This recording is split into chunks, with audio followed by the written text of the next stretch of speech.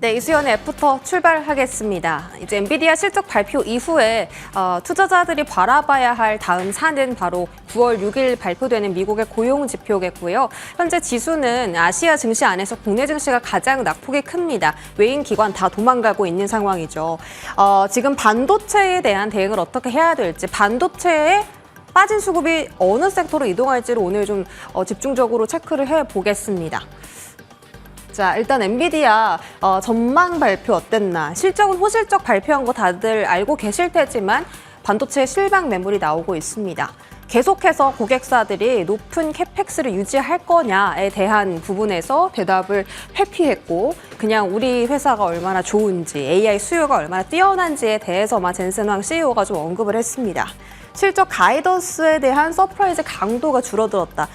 우리 시장이 기대한 거는 원래 이만치였는데 다음 분기부터는 이 서프라이즈에 대한 비율이 계속 이렇게 좀 축소가 되고 있다라는 점이 좀 실망 매물로 출해가 되는 것 같고요. 블랙웰 일정 소폭 지연, 이거는 이미 한번 언론에서 한 차례 다루면서 HBM 종목들이 타격을 받았기 때문에 이거 자체로 인해서 반도체 업황이 뭐 하락으로 들어선다. 이건 좀 과한 해석이 아닌가라는 평가를 증권가에서는 하고 있습니다. 하지만 이렇게 전망 발표에서 조금 뒤집을 만한 이슈들은 일단 블랙웰 수요뿐만이 아니라 지금 기존 제품이 허퍼 수요가 너무 뛰어나서 이 제품만 팔아도 블랙웰 수요 매출 방어할 수 있다. 이렇게 언급을 했고요. 그래서 지금 반도체는 피크아웃보다는 하반기에 확장 기대감이 더 크다. 따라서 삼성증권 같은 경우는 엔비디아 급락세를 오히려 기회로 활용해야 한다라고 했습니다.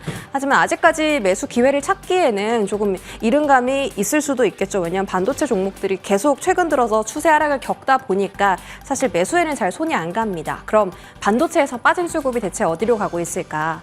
최근에 2차 전지와 반도체, 바이오 섹터가 정말 핫하죠. 애프터 시간에서도 정말 많이 다뤄드렸습니다. 2차 전지에 나온 호재와 악재를 좀 정리를 해봤는데요.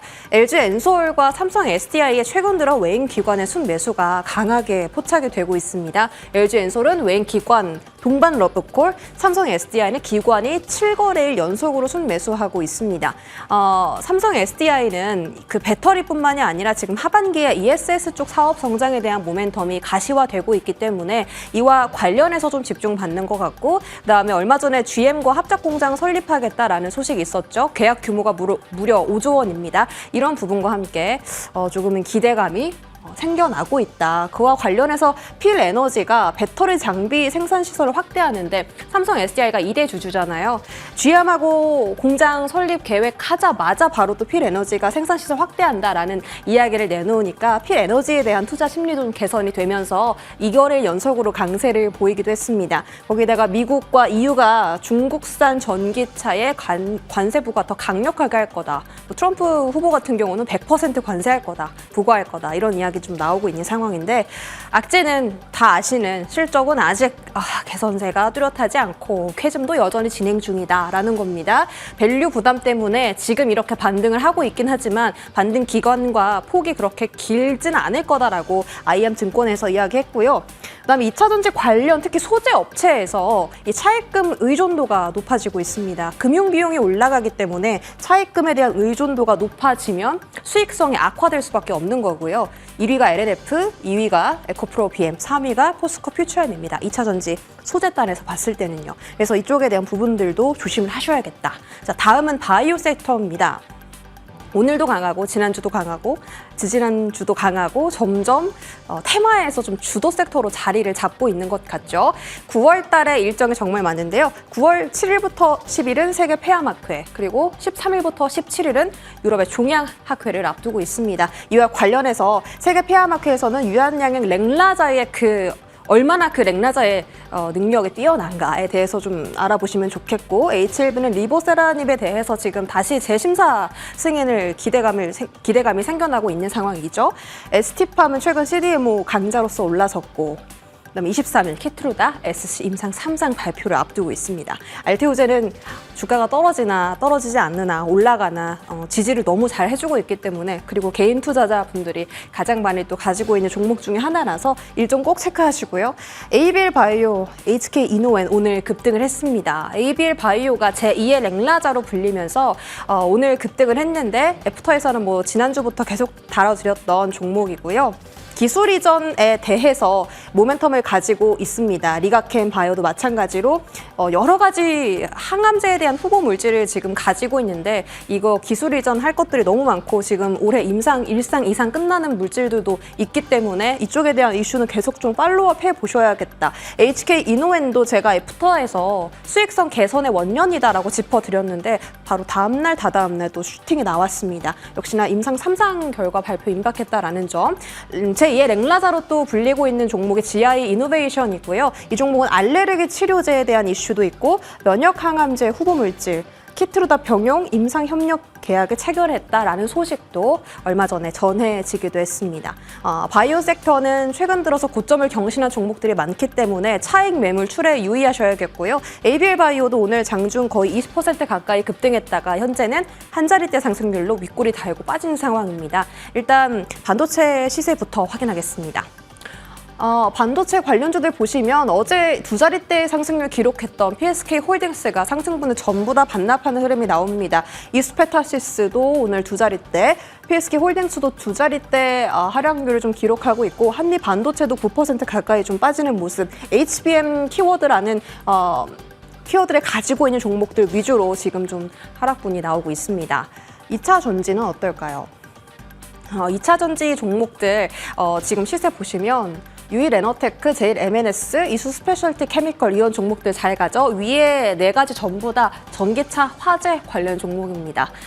TCC 스틸은 테슬라 4680 배터리 기대감 때문에 오늘 또 10% 장중 급등하고, 2차 전지는 전기차 화재 테마뿐만이 아니라 지금 셀 3사, 소재, 장비 전부 다 순환매 성격으로 급등을 하고 있기 때문에 좀 단기 수급 이슈 지켜보시고요. 마지막으로 바이오 sek터 시세도 한번 볼게요.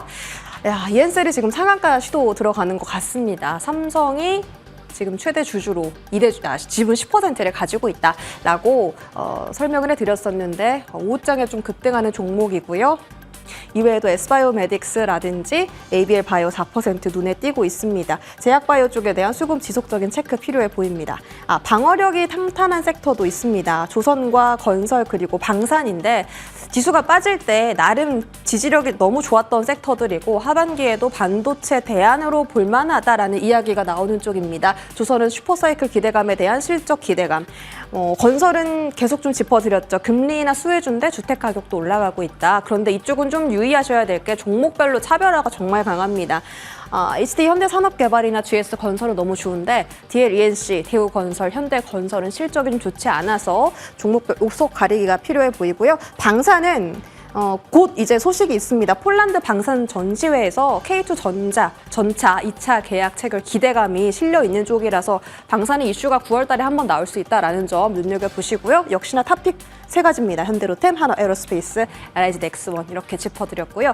마지막으로 어제 현대차가 인베스터 데이를 가졌습니다. 근데 메이저 수급 주체들에게 상당히 또 매력을 느끼게 할 만한 이야기들이 많았습니다. 주주환원 정책에 있어서는 3년 동안 4조 원이나 자사주를 매입하겠다라고 했고, 우선주를 더 적극적으로 매입하겠다라는 코멘트가 나오면서 현대차 본주보다는 현대차 우선주, 2호비, 3호비가 강세 흐름을 보이고 있습니다. 거기다가 밸류업 모범생이잖아요. 밸류업에 대한 모멘텀도 9월에 가지고 있고, 전기차 캐즘 극복은 하이브리드 차에 대한 시장 점유율을 확대하겠다라고 나섰고, 120조 원 투자해서 연간 판매량을 500만 대 넘게 할 것으로 지금 한 40% 정도 목표치를 상향을 했습니다. 그리고 10월 달에 인도법인 IPO가 있는데, 이거는 모멘텀이 살아있을 뿐만이 아니라 IPO를 하고 나면 생기는 현금을 또 다시 주주환원 정책에 쓰겠다라는 식의 이야기를 했기 때문에 주주환원 기대감이 더 커지고 있고요. 자율주행 파운드리 쪽 이야기도 꺼내면서 오늘 관련주들의 급등세가 나왔습니다. 관련주의 흐름도 체크해 보시기 바라겠습니다. 자, 현대차 그룹주 한번 보도록 할게요.